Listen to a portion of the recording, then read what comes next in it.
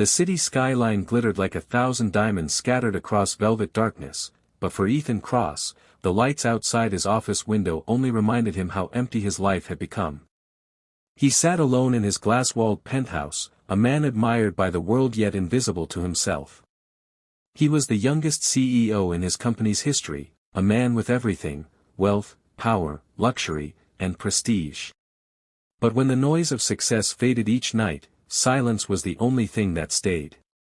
His parents were gone, friends distant, and love had become something he no longer believed in. People wanted him for his name, not his heart. Until one evening, when his friend insisted he go on a blind date arranged through an exclusive private club. He almost refused, until curiosity, or maybe loneliness, made him say yes. Before we dive deeper into this heartfelt story, if you believe in kindness, forgiveness, and second chances, then take a moment to like, comment, share, and subscribe to MJ Kindness Moments. Let's spread stories that remind the world that even the coldest hearts can find warmth again. The next night, Ethan arrived early at a quiet, candlelit restaurant reserved for elite members only. Everything gleamed with sophistication: soft piano music, chandeliers shimmering like liquid stars, and neatly dressed servers gliding silently between tables.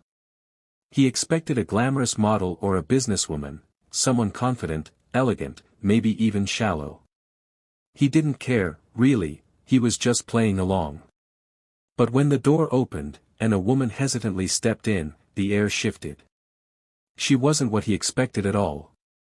Her dress was simple, clean but modest. Her hair was tied back in a way that tried to hide its uneven cut. And when she looked around nervously, clutching a small purse as if afraid it might disappear, Ethan's first thought wasn't attraction, it was curiosity. Then she saw him, her eyes widening, unsure if she'd made a mistake. "Ethan?" she asked softly, her voice trembling just enough to reveal the storm beneath. She introduced herself as Lena. She wasn't a model. She wasn't a socialite. She was a single mother who worked 2 jobs, one at a diner, another cleaning offices, to provide for her 6-year-old son. She didn't even know how she'd ended up on the blind date. It turned out her friend, trying to cheer her up, had secretly signed her up on a dating platform as a joke. When the invitation came, she thought it was another prank, but somehow, she found herself there, standing before a man she could never have imagined meeting. Ethan's world had always been sharp and predictable. Everything had a price, a schedule, a strategy. But sitting across from Lena, with her honest eyes and nervous smile, something inside him softened. She didn't pretend. She didn't try to impress him.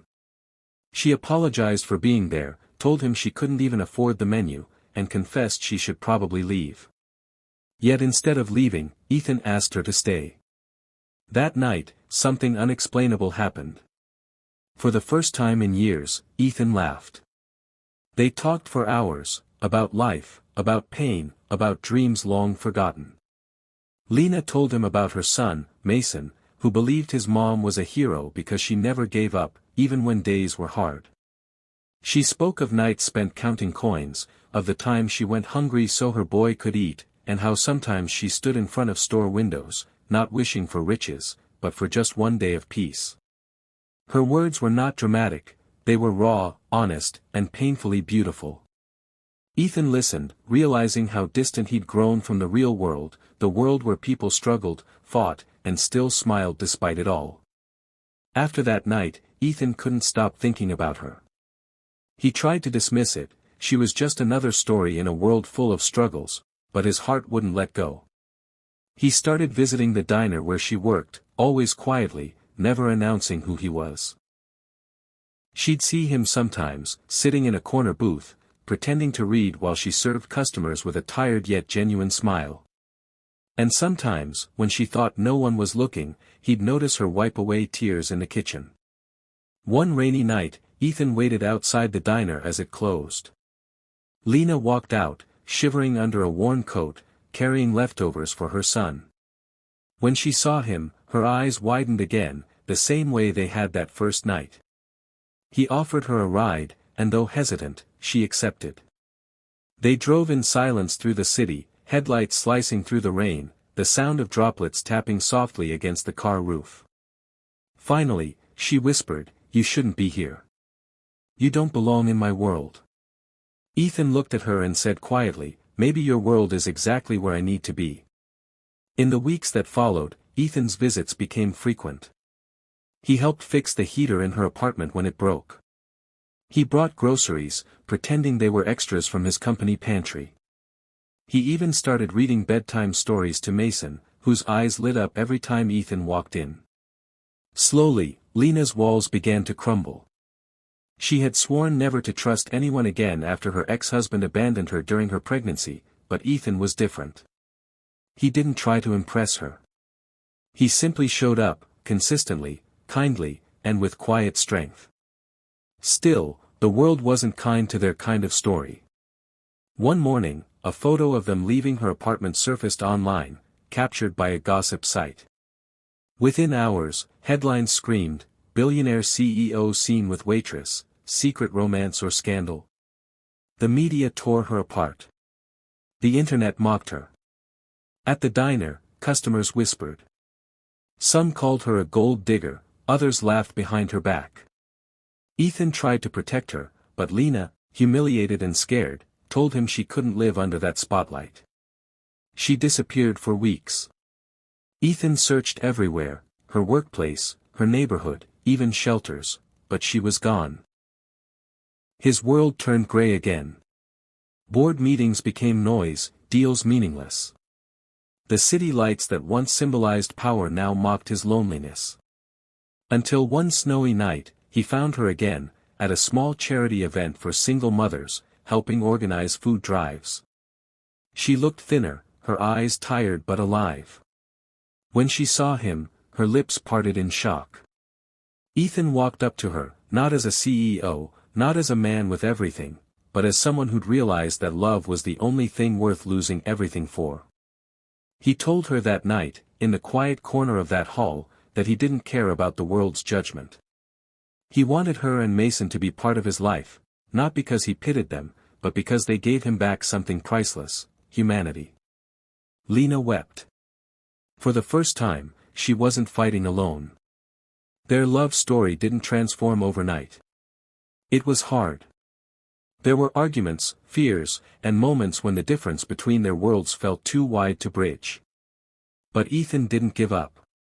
He used his resources to create a foundation for single parents, inspired by Lena's struggles. He publicly acknowledged her as the woman who changed his life, silencing critics and inspiring thousands who saw love, not status. Slowly, Lena began to believe that maybe miracles weren't fairy tales, they were just acts of kindness wrapped in courage. Months later, on a quiet spring evening, Ethan surprised Lena and Mason with a picnic under the blooming cherry trees in the park. He knelt, not with a grand show or luxury, but with a simple silver ring and a trembling smile. He said, "You didn't steal my heart, Lena. You showed me I had one." Tears fell as she whispered yes, her son cheering beside them. It wasn't a perfect life, but it was real. A life built not on power or image, but on love, patience, and second chances. Years later, when people asked Ethan about his greatest achievement, he never mentioned his company or success. He simply said, "I found a woman who reminded me what life is really about." If this story touched your heart or reminded you that love can be found in the most unexpected places, please like, comment, share, and subscribe to MJ Kindness Moments. Let's fill the world with stories that bring hope instead of hate, warmth instead of judgment.